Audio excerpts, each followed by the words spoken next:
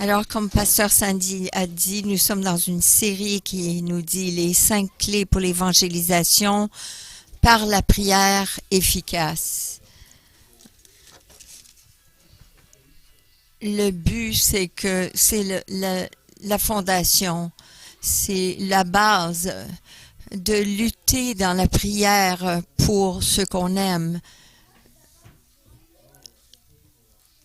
Juste hier, nous étions à un restaurant et nous parlions avec Nancy Lowe. Elle a partagé que lorsqu'elle est venue à Destiny, Heidi est venue la voir pour lui dire « Est-ce que tu es Nancy Lowe? » Et elle a dit « Oui. » Elle dit « Ça fait des mois que je prie pour toi parce que tu es le médecin. Tu es le médecin du fils à Diane. » Et en priant pour elle, elle est venue au Seigneur. Il y a toujours quelqu'un qui prie pour nous. Et j'ai su, lorsque je suis venue au Seigneur, j'ai commencé à avoir des repas avec ma grand-mère une fois par semaine. Le jeudi, j'allais manger et je partageais avec elle. J'ai dit, grand-maman, je ne sais pas, je comprends pas, mais j'ai donné ma vie au Seigneur et elle s'est mise à sourire. Elle a dit, depuis que tu es jeune, je prie pour toi, que tu viennes à Christ. Il y a toujours une grand-mère, il y a quelqu'un qui prie pour nous. Alors, je vous invite à être tous comme des grands-mères aujourd'hui et que nous prions pour nos bien-aimés. Nous avons regardé 5 clés pour l'évangélisation efficace par la prière. Première clé, c'est d'ouvrir notre bouche. L'importance de parler, d'ouvrir notre bouche et de parler. Et nous avons appris des clés de la prière persévérante. Pendant des années, Diane, elle a prié pour Nancy et pendant des années, ma grand-mère priait pour moi. Mais si vous investiguez, vous allez probablement comprendre qu'il y a des gens qui ont prié pour vous pour que vous veniez au salut. Nous devons aussi voir la deuxième clé, c'est d'utiliser la parole de Dieu. Et ça vient lorsque la foi vient de ce que nous entendons, ce que nous entendons de la parole de Dieu. La semaine dernière, nous avons compris comment enlever le voile, qui est le point numéro 3. Satan a mis un voile sur les esprits de ceux qui sont incrédules, afin qu'ils ne voient pas la lumière glorieuse de l'Évangile.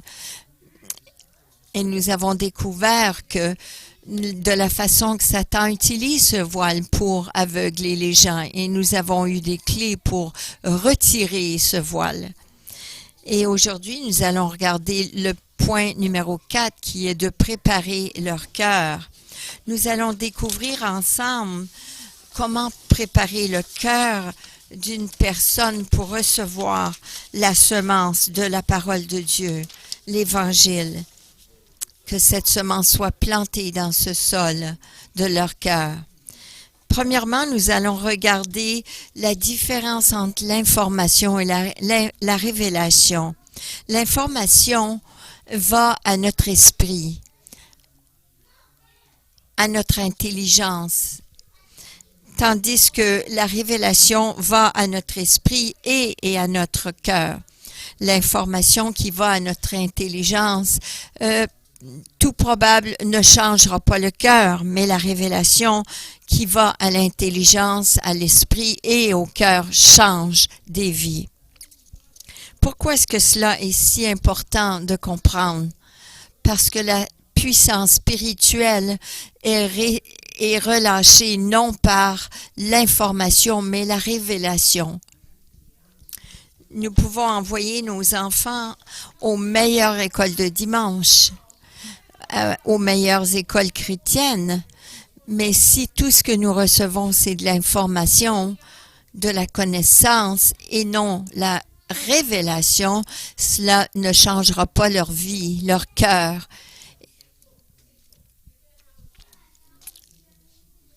L'information n'est jamais assez. ça doit être un cœur qui doit être touché. Alors, c'est très important que nous apprenions comment donner de la révélation au cœur des gens, parce que les gens ne seront jamais transformés par l'information, mais plutôt la révélation de la parole de Dieu. Alors, j'aimerais regarder 3 mots dans la Bible qui sont utilisés pour référer qui est référé à la parole de Dieu. Le premier, c'est le mot graphé. Nous avons 2 versets qui contiennent ce mot-là, Matthieu 22, 29. Jésus leur répondit, « Vous êtes dans l'erreur parce que vous ne connaissez ni les Écritures graphées, ni la puissance de Dieu. » Et nous avons aussi 1 Corinthiens 15, 4 qui nous dit « Jésus a été enseveli, il est ressuscité le 3e jour, conformément aux Écritures, au graphé. Graphé est la parole écrite et lue. » C'est la parole écrite et lue, les Écritures, les saints écrits de Dieu, comme écrit dans ce verset. Voilà le mot graphé. Mais il y a aussi un deuxième mot. On a déjà entendu le mot logos. Acte 15, 35. Paul et Barnabas restèrent à Antioche. Ils enseignaient, annonçaient avec beaucoup d'autres la bonne nouvelle de la parole, le logos du Seigneur. Alors le logos n'est pas la parole écrite. Je croyais, moi, que c'était la parole écrite, mais c'est la parole écrite et dite, déclarée. C'est les deux. Et 2 Timothée 2,15 nous dit « Comme un homme qui a fait ses preuves, un ouvrier qui n'a pas à rougir, mais qui expose avec droiture la parole, le logos, de la vérité. » Donc, le logos est la parole de Dieu parlée et prêchée. C'est une vérité qui est prêchée ou déclarée. Il y a aussi un 3e mot qui décrit Réma. C'est le 3e mot pour parole de Dieu. Jean 6, 63 dit « C'est l'esprit qui fait vivre. L'homme n'arrive à rien. Les paroles, le Réma, que je vous dis, sont esprit et vie. » C'est l'esprit de vie. Les mots d'esprit et de vie. Lorsque Jésus parlait, il parlait des paroles vivantes, des paroles qui donnaient vie. Matthieu 4, 4 dit, « Il est écrit, l'homme ne vivra pas de pain seulement, mais de toute parole, le Réma, qui sort de la bouche de Dieu. » Donc, le Réma est la parole exprimée, mais qui donne la vie. Il y a une différence entre le logos, qui est la parole dite et écrite. C'est la parole qui donne vie, la parole vivante. La parole de Dieu, vous savez, comme une semence. Et tout à l'heure, vous allez comprendre le tout, que ça fait du sens. Nous avons un passage dans Ésaïe 55, 9 à 11, qui nous dit « Le ciel est bien plus haut que la terre. De même, mes voix sont bien au-dessus de vos voix et mes pensées bien au-dessus de vos pensées.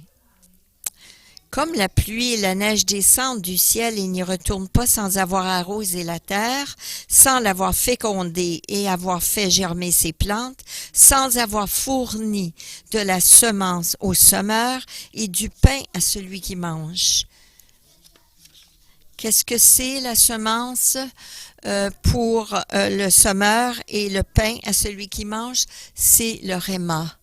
Voilà, ça dit, il en va de même pour ma parole. Le Réma, celle qui sort de ma bouche, elle ne revient pas à moi, sans effet, sans avoir fait ce que je désire et rempli la mission que je lui ai confiée. J'ai marqué LXX. C'est vraiment écrit en hébreu, mais lorsqu'il a été traduit, de l'Ancien Testament, l'Ancien Testament au grec, ça a été mis le mot réma. C'est vraiment la parole de Dieu qui ne revient pas sans avoir produit l'effet qu'il veut. Et cela parle de la vie, la parole vivante, celle qui donne vie. Et pourquoi est-ce que je dis cela? Dieu est en train de dire que Dieu dit, mon réma, la parole vivante de Dieu a deux buts. Donner de la semence pour le semeur et du pain pour celui qui mange. Regardons cela.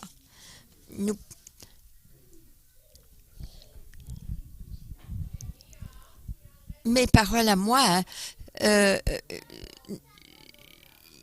je vous donne le logos présentement, je vous donne des paroles qui viennent de la Bible, mais le réma de Dieu, nous pouvons l'utiliser comme du pain. Et lorsque nous le recevons par la foi, ça devient le réma dans notre cœur, ça devient vie dans notre cœur. Et si nous n'ajoutons pas la foi à cela, eh bien, ça ne devient pas du pain pour celui qui mange, mais ça devient simplement le logos. Alors, ce verset parle de la parole qui est du pain pour celui qui mange. 1 Thessaloniciens 2,13 nous dit, c'est pourquoi nous disons sans cesse à Dieu toute notre connaissance de ce que, en recevant la parole, le logos de Dieu que nous avons fait entendre, vous l'avez accueilli non comme la parole des hommes, mais comme ce qu'elle est vraiment, la parole logos de Dieu agissant en vous qui croyez. Donc, c'est devenu un réma, c'est devenu un pain pour celui qui mange. Et nous avons un deuxième but pour la parole, et c'est donner de la parole est une semence. Lorsqu'on reçoit le réma de Dieu, nous le recevons par la foi dans nos vies et ça reste comme un réma. Mais lorsque nous le déclarons, ce n'est plus le réma, mais c'est logos.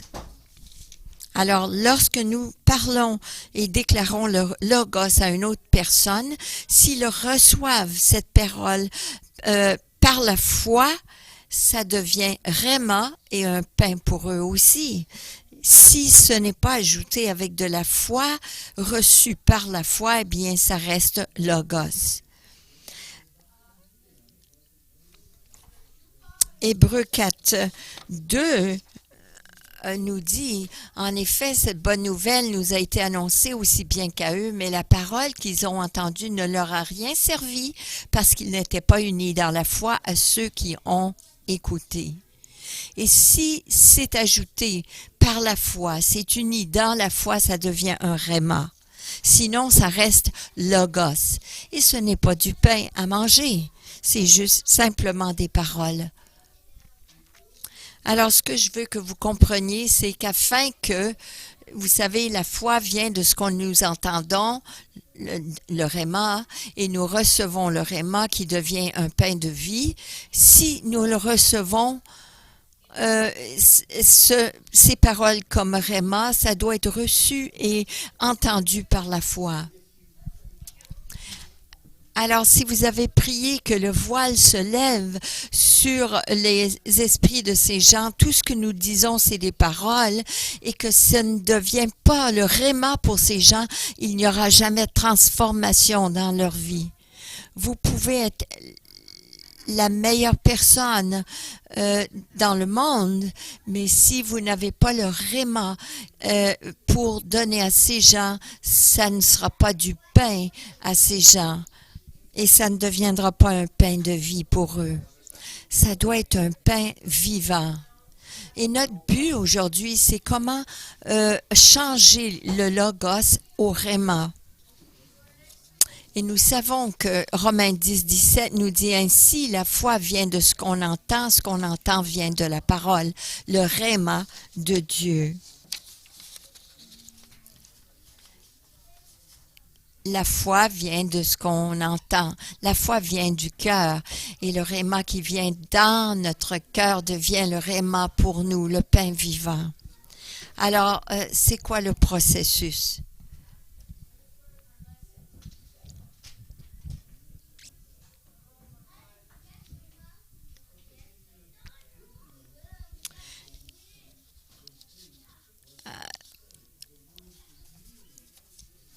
dans vos notes, vous devriez avoir Hébreux 8 qui dit, qu'est-ce que nous avons dit? Cette parole est proche de vous.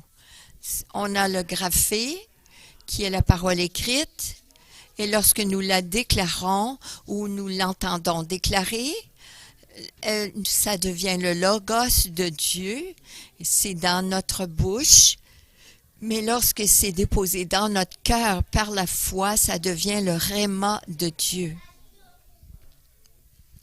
Voilà le processus, la transformation du graphé. Nous l'avons, nous l'entendons, nous le déclarons, nous le recevons dans notre cœur et ça devient un pain vivant pour nous. Un pain que nous pouvons manger, recevoir et manger. Alors, afin que ça devienne un réma, ce logos, cette semence doit être déposée dans notre cœur. J'ai entendu la Bible très souvent, mais c'était un logos, c'était que des paroles. Mais lorsque je l'ai reçu par la foi, ça a changé, transformé ma vie. Alors la parole, logos, vient à notre esprit, quelqu'un le déclare, elle vient à notre esprit, mais pour le recevoir dans notre cœur, ça demande que notre intelligence, le voile sur notre intelligence soit levé. Et ce processus de dévoiler, c'est un processus. La parole vient à notre esprit, mais ça peut prendre quelque temps afin que ça soit déposé dans notre cœur et que ça soit reçu par la foi. Et le processus que ce logos change et dévoile et que ça devienne dans notre cœur, c'est le mot choisi et le mot révélation. Alors nous demandons à Dieu qu'il prend cette vérité, cette information qui est vérité, mais que ça devienne révélation dans notre cœur. Alors si je peux juste faire une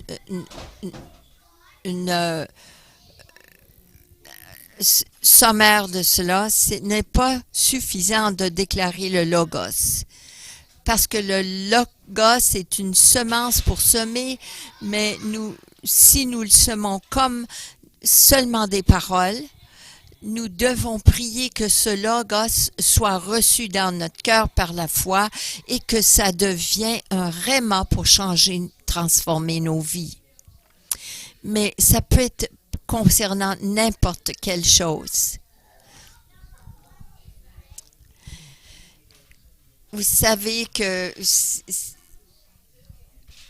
on peut lire la Bible continuellement, mais le jour où ça devient un réma, que ça touche notre cœur, ça devient le pain qu'on mange parce qu'on l'a reçu comme un réma. Soudainement, on reçoit cette révélation. Alors, on a besoin d'une stratégie pour préparer le cœur de nos bien-aimés afin qu'ils gardent ce logos qui a été reçu et ça devienne réma dans leur cœur. Alors, de quelle façon faisons-nous cela? Au travers de la prière, afin qu'ils puissent recevoir la parole de Dieu comme le réma. Et je vais vous montrer qu'on peut le faire. Et on peut le faire au travers de la parabole du semeur. Vous avez sûrement entendu cette parabole à plusieurs reprises. Mais de quelle façon pouvons-nous prier cette parabole pour que ça devienne un réma dans le cœur de ceux qui entendent la parole, afin qu'ils viennent au salut? Et comme dans cette parabole, nous allons découvrir, lorsque le semeur sème la semence, toute vérité biblique vient comme semence. Alors, si on le reçoit dans notre vie, on doit l'arroser. Vous savez, on doit prier, on doit remercier le Seigneur, on doit le cultiver dans nos cœurs. Et toute vérité vient comme semence. Alors, c'est là où on voit que ça reste comme semence ou ça devient un fruit dans nos vies. Alors, de quelle façon devons-nous prier? Alors, premièrement, nous devons prier pour des cœurs désignés. Nous devons prier que les cœurs aient des rendez-vous divins avec des sommeurs. Et voilà la parabole du sommeur en Marc 4:3. Et ça nous dit, écoutez, un sommeur sortit pour semer.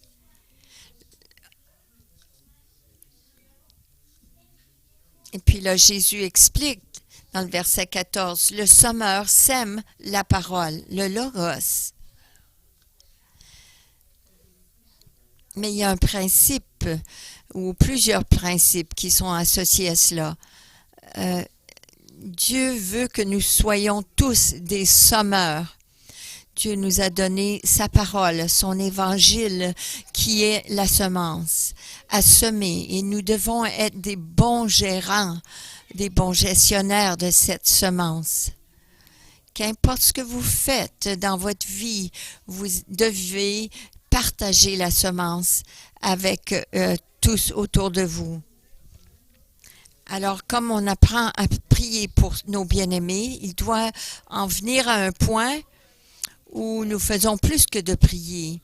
Oui, la prière, c'est important, comme nous avons appris, mais la prière, parfois, vous savez, oui, Paul, il a eu une rencontre extraordinaire avec Dieu sur le chemin de Damas, mais d'habitude, ça demande, ça c'est une exception, mais ça demande normalement qu'un sommeur sème la parole. Et nous devons être prêts et partants pour semer cette semence. Et nous devons demander à Dieu de nous donner cette audace de semer. Donne-nous, Seigneur, la stratégie, donne-nous la sagesse, donne-nous, Seigneur, un cœur ouvert envers les autres pour semer la parole. Alors nous devons prier que nous devenons des bons sommeurs. Mais vous savez, souvent ce qui arrive, nous n'avons pas souvent de la crédibilité dans notre foyer. Parce que nos frères et sœurs, nos bien-aimés autour de nous, dans notre famille, ils n'ont pas oublié quelque chose qu'on a fait dans le passé. Donc, nous n'avons pas cette crédibilité auprès d'eux, mais nous ne devons pas seulement prier pour nous, mais nous devons prier pour d'autres viennent aussi vers notre famille. Et nous devons aussi prier qu'on devienne aussi des sommeurs envers la famille de d'autres qui, eux aussi, dans leur famille, n'ont pas de crédibilité.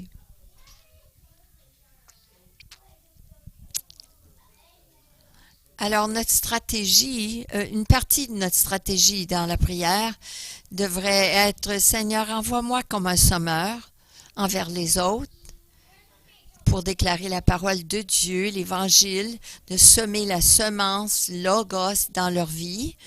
Mais Seigneur, je te prie aussi de susciter d'autres sommeurs qui puissent venir vers ma famille.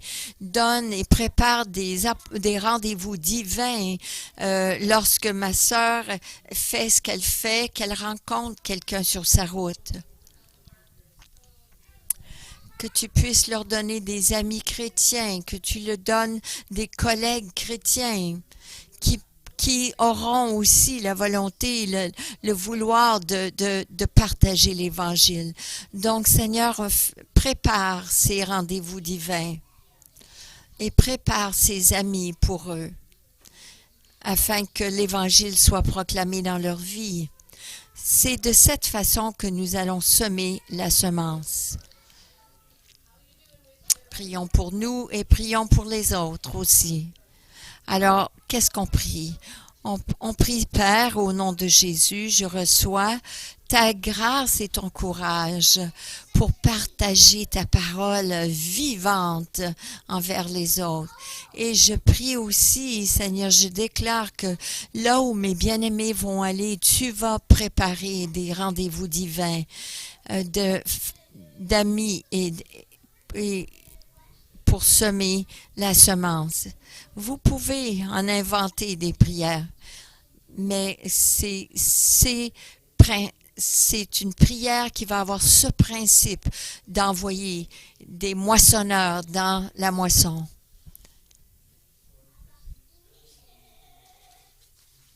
Alors, notre première stratégie, c'est de prier pour des semeurs pour semer la semeur. C'est pour cela que j'ai dit des cœurs désignés. Deuxièmement, on a besoin de prier pour des cœurs tendres. Nous prions pour que la semence soit reçue par les cœurs. Parce que Marc 4 et verset 15, ça nous dit « Comme il semait, une partie de la semence tomba le long du chemin. Les oiseaux vinrent et la mangèrent. Certains sont le long du chemin où la parole est semée. Dès qu'ils l'ont entendue, Satan vient, enlève la parole qui a été semée en eux. » Alors, qu'est-ce qui se passe là?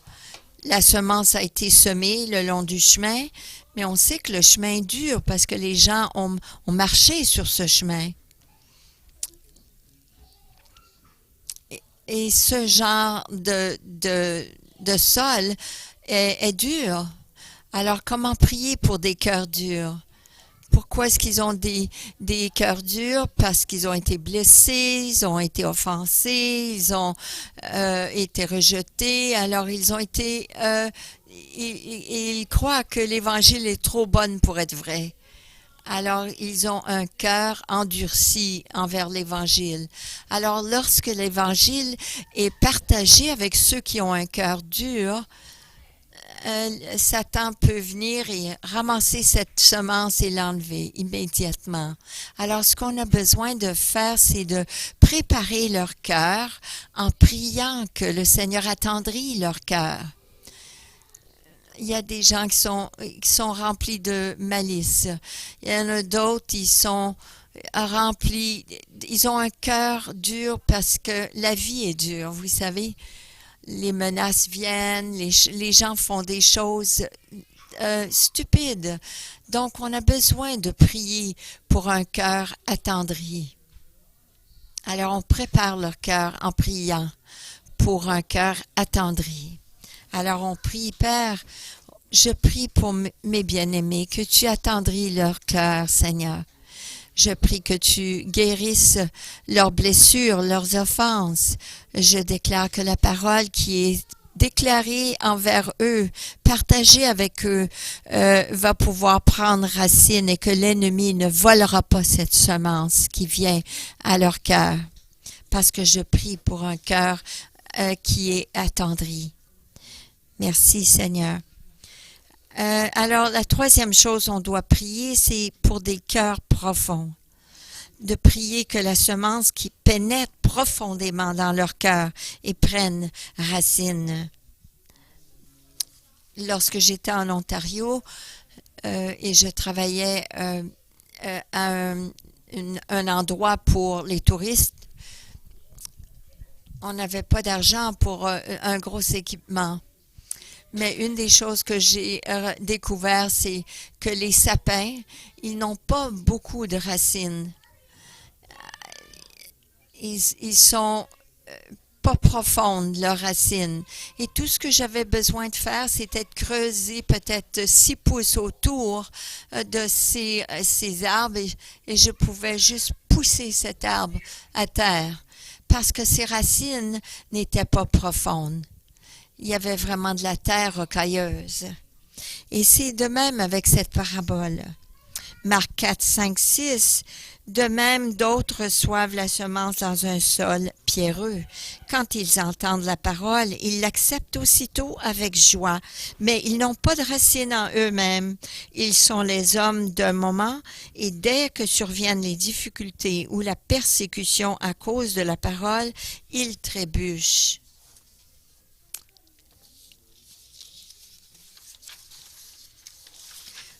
Ils deviennent tellement contents parce qu'ils l'acceptent aussitôt avec joie, mais après, parce qu'ils n'ont pas de racines, aussitôt qu'il y a des difficultés ou de la persécution à cause de la parole, ils trébuchent, ils tombent.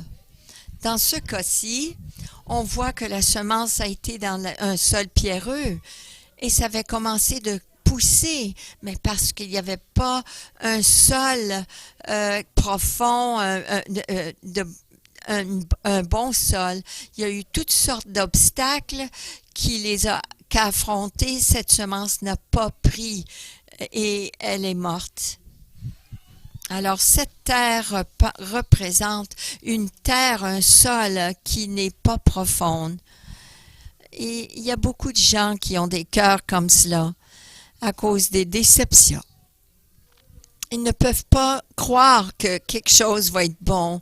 Ils sont tellement désappointés, ils vont dire « Ah, ça semble être bon, mais je ne sais pas si c'est vraiment vrai, là. Je ne donnerai pas ma vie à ça. Je vais peut-être l'essayer. » Mais aussitôt que quelque chose arrive, ils vont dire « Ah, tu vois, ça ne marche pas. » Et Satan est très bon à leur montrer que essayer de les aveugler, leur faire croire des menteries. C'est difficile pour les gens de vraiment s'engager pour de bon. Les gens sont vite à dire oui, mais ils sont pas profonds. Après quelque temps, ils sont prêts pour faire le ministère, mais après quelques mois, ils se retirent. Ils aiment Dieu, mais ils peuvent pas s'engager parce ils ont pas de racines profondes dans leur vie. Alors, ce genre de personnes avec des cœurs qui sont peu profonds, ils peuvent pas s'engager. Et aussitôt qu'il y a des difficultés, ils se tournent le dos et ils s'en vont. Ils abandonnent. Et cette semence n'a pas pu prendre racine. Alors, ce que nous, on doit faire, c'est préparer leur cœur pour qu'ils deviennent enracinés, pour que la parole de Dieu devienne enracinée dans leur cœur. Alors, on peut dire, Père, au nom de Jésus, je prie que tu puisses rendre ce sol qui est pierreux, rend le plus profond, Seigneur. Je prie que tu les délivres de leur inhabilité de s'engager envers toi. Et je prie et je déclare que la semence de la parole prenne racine dans le sol de leur cœur, afin qu'ils gardent leur engagement. Parce que, vous savez, la parole de Dieu, vivre la vie chrétienne est excitante, mais parfois elle est difficile. Et c'est pour cela qu'on a besoin d'être bien enraciné.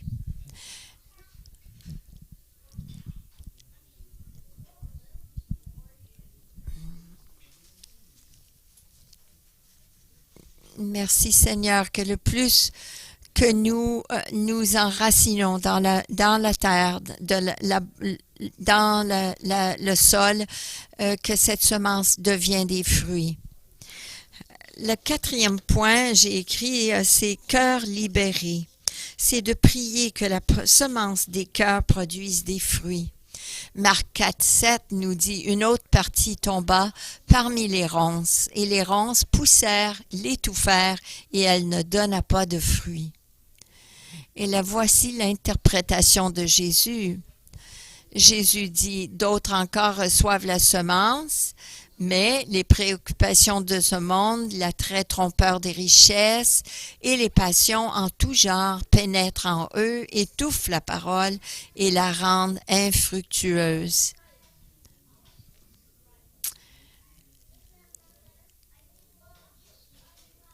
La parole, la semence, elle a poussé. Elle a eu certaines racines, mais elle a été étouffée par toutes sortes d'ennuis, de déceptions de la vie et des distractions, des choses qui les attiraient et qui les ont trompés. Je me rappelle lorsque je travaillais à Stelco, j'ai quelqu'un qui m'a dit « Ah, tu seras jamais, tu bois pas, toi, donc, oh non, si tu sais pas comment boire avec les autres, tu te rendras jamais en haut. Tu seras jamais à la tête d'une compagnie. »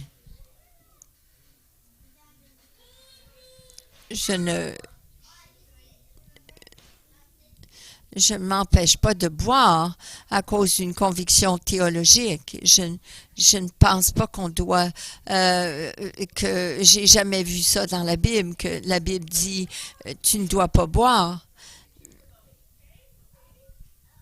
Mais j'ai fait le choix de ne pas boire parce que je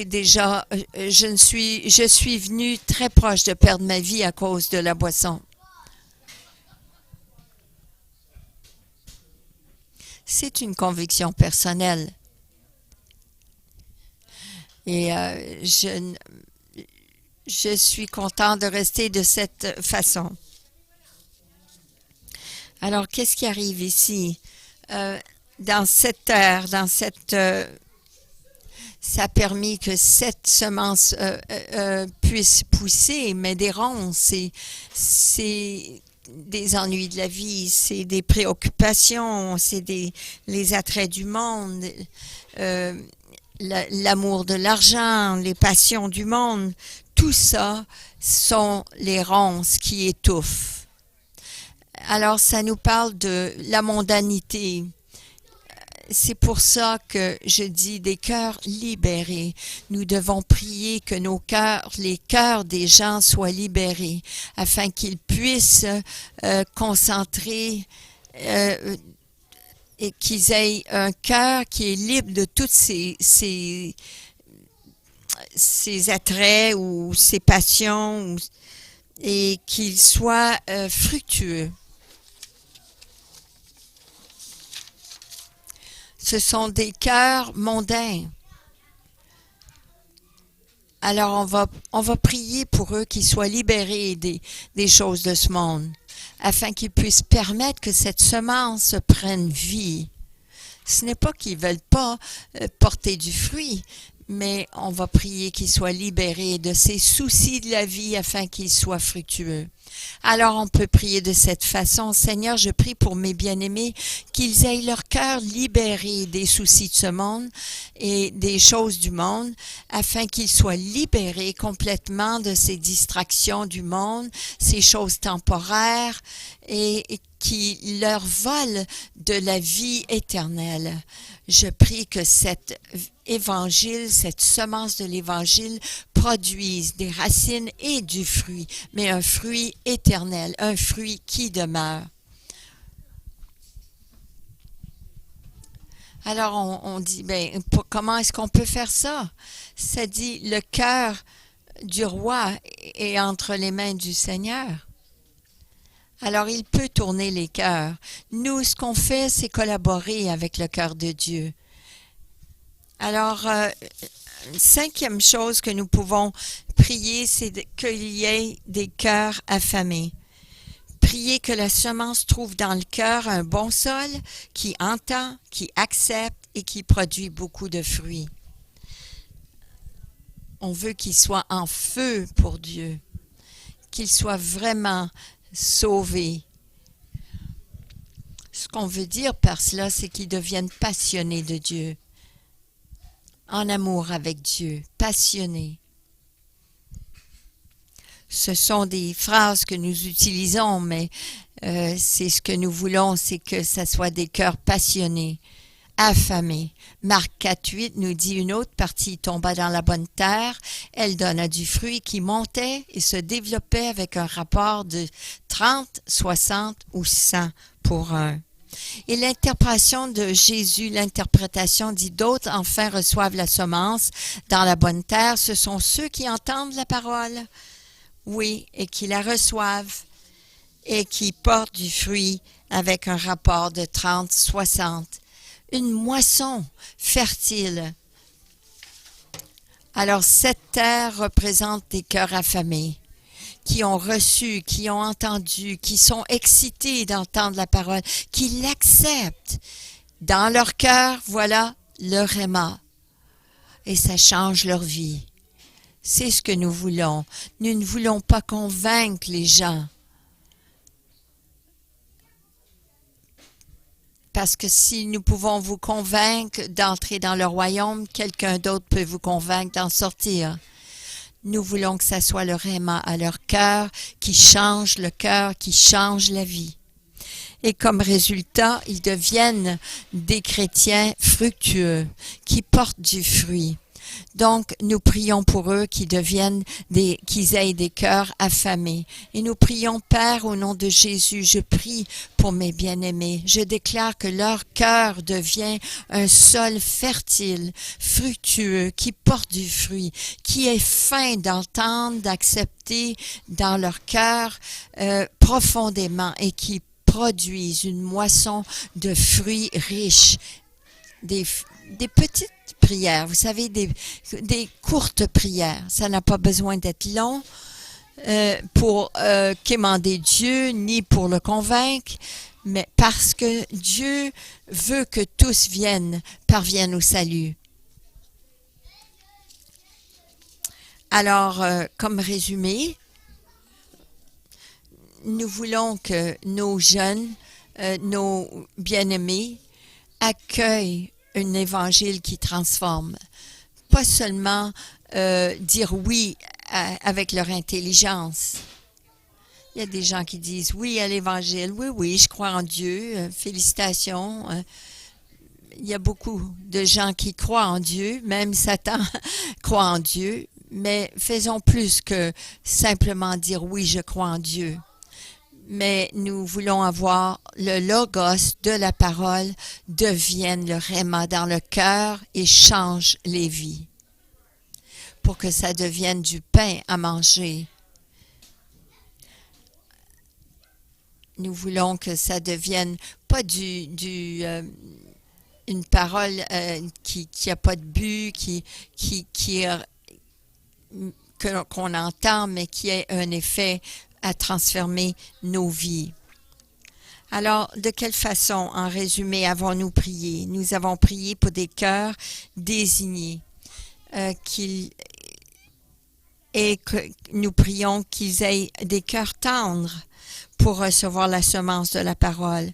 Nous prions qu'ils aient des cœurs profonds, afin que le sol soit profond pour que ça produise des racines dans leur vie. Nous prions que leur cœur soit libéré, que leur cœur soit libre du matérialisme, des soucis de ce monde, afin qu'ils produisent du fruit. Et nous prions pour des cœurs affamés, afin qu'ils soient affamés d'entendre, qu'ils aient faim d'entendre la parole, qu'ils l'acceptent et que ça devienne le réma dans leur cœur et que ça devienne de la nourriture pour leur vie. Parce que c'est cela qui est extraordinaire. Vous pensez à la personne qui a partagé l'Évangile avec Billy Graham, mais le fruit a été beaucoup plus que les paroles qui lui ont été partagées. Et ça peut être pareil pour nous. Nous pouvons produire un fruit abondant. Et nous pouvons semer cette même semence dans le cœur des autres et qu'eux aussi deviennent le prochain Billy Graham ou Reinhard Bonnke ou le prochain apôtre Paul. Lorsque le Logos devient le Réma, lorsque la parole est semée dans le cœur et elle devient le pain de vie, le pain vivant, ça peut faire un travail profond et rapide dans le cœur des gens et produire des grands fruits, des bons fruits. Alors je demande au Seigneur qu'il garde mon cœur tendre et libre, que je puisse produire du fruit abondant pour Dieu. Et c'est de cette façon qu'on doit prier pour nos bien-aimés. Alors vous avez dans vos notes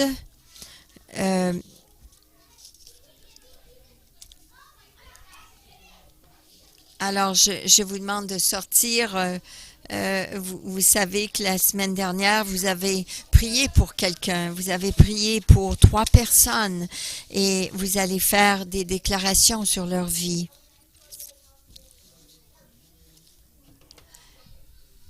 Alors, nous allons prier ces prières ensemble.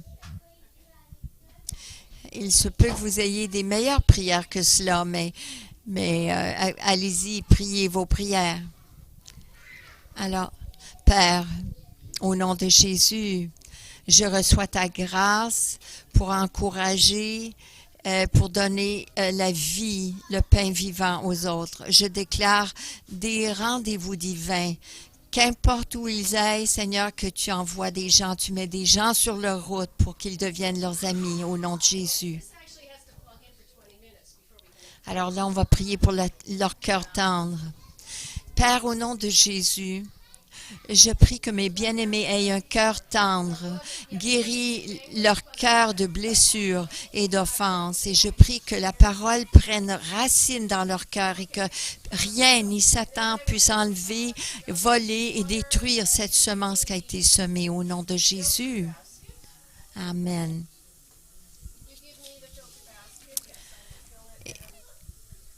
Et à vos 3 personnes pour lesquelles vous priez ces prières. Et vous allez croire que ces prières changent les cœurs. Et de cette façon, le voile, ils vont être dévoilés, leur intelligence va comprendre et voir la gloire glorieuse de l'Évangile. Alors, Père, au nom de Jésus, je prie pour mes bien-aimés qu'ils aient des cœurs profonds. Je prie qu'ils soient délivrés de leur inhabilité, leur incapacité de prendre des engagements lorsque les obstacles viennent. Je prie que la semence devienne plus profonde au nom de Jésus. Amen.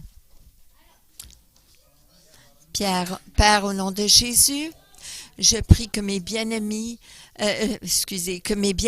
aient des cœurs libérés, qu'ils soient que toute distraction soit enlevée de leur vie et les soucis, afin que, Seigneur, tu les attires à toi pour la vie éternelle.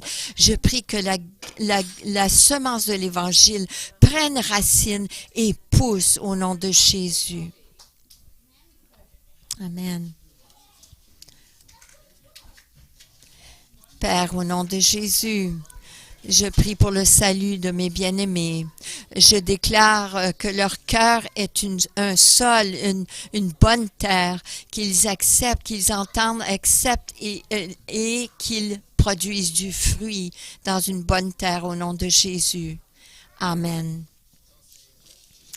Tout ce que je vous donne là, c'est un schéma, une façon peut-être, un petit croquis de comment vous devriez prier pour vos bien-aimés pour les amener au salut. Premièrement, ouvrez votre bouche. Persévérez dans la prière. 2, utilisez la parole de Dieu. Déclarez la parole de Dieu comme vous priez pour eux. Et enlevez, utilisez la parole de Dieu lorsque vous priez parce que c'est beaucoup plus efficace. Numéro 3, enlevez le voile. Priez que le voile s'enlève de l'esprit des gens pour qu'ils puissent percevoir et voir la lumière glorieuse de l'Évangile. Et je vous ai donné 4 stratégies la semaine dernière. Numéro 4, préparez le cœur.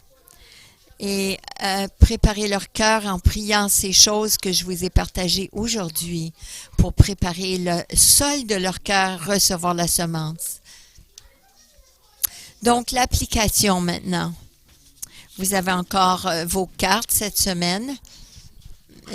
C'est de prier pour 3 personnes. Vous nommez 3 personnes que vous avez à cœur de leur partager l'Évangile.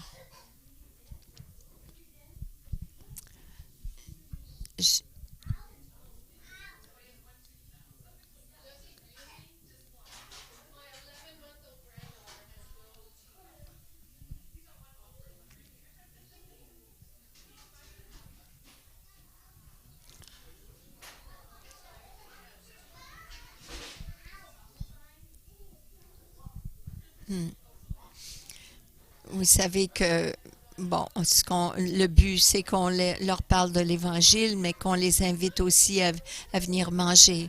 Et si ils ne veulent pas venir, c'est correct, ça n'a rien à faire avec la bâtisse, on peut les inviter chez nous. Mais ça revient au même. Et vous avez les invitations, vous pouvez ramasser avant de quitter aujourd'hui. Peut-être 3 couples ou 3 personnes. Il faut que ce soit des personnes que vous voyez régulièrement.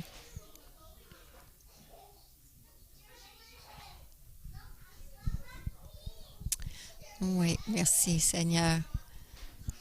Alors, on ouvre la bouche, on utilise la parole de Dieu, on retire le voile et on prie pour que ça touche leur cœur, qu'on prépare le cœur pour la semence. Et peut-être d'ici un mois, ils vont donner leur vie à Christ. On travaille le sol. Alors, pour les prochains 7 jours, je vous demande d'écrire les 3. Et la semaine dernière, je vais vous donner la dernière clé finale pour être efficace à prier pour vos bien-aimés. Alors, je vous demande de vous lever pour terminer. Je remercie le Seigneur pour ma grand-mère, que j'ai su, elle priait pour moi, pour d'autres qui priaient pour moi, même ceux qui ne m'aimaient pas priaient pour moi aussi, parce qu'ils croyaient que, qu'importe leur motif, ils pensaient que je serais une meilleure personne si je serais chrétien.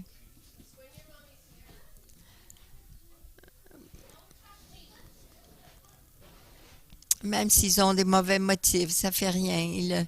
Ils le font quand même. Merci Seigneur pour les personnes qui priaient pour vous.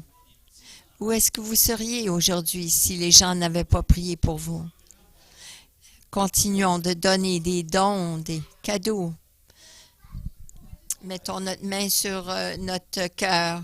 Seigneur, nous prions pour nos cœurs, que nos cœurs soient attendris, que nos cœurs soient profonds, que nos cœurs soient libérés et que nos cœurs soient affamés, qu'on soit toujours ouverts à ta vérité, que chaque logos, parole logos qui vienne, que nous le recevions comme réma, comme du pain à manger, que ça devienne un transformateur pour nos vies. Nous prions aussi pour nos bien-aimés, Seigneur.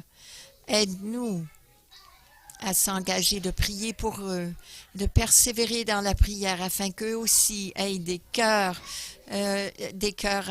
prêts à pointer, des cœurs désignés, des cœurs profonds, des cœurs tendres, des cœurs qui acceptent, Seigneur, ton évangile. Qu'ils soient la prochaine génération qui vont plus loin encore que nous, où tu veux qu'ils aillent, Seigneur, pour toi, ta gloire et ton royaume, au nom de Jésus. Amen.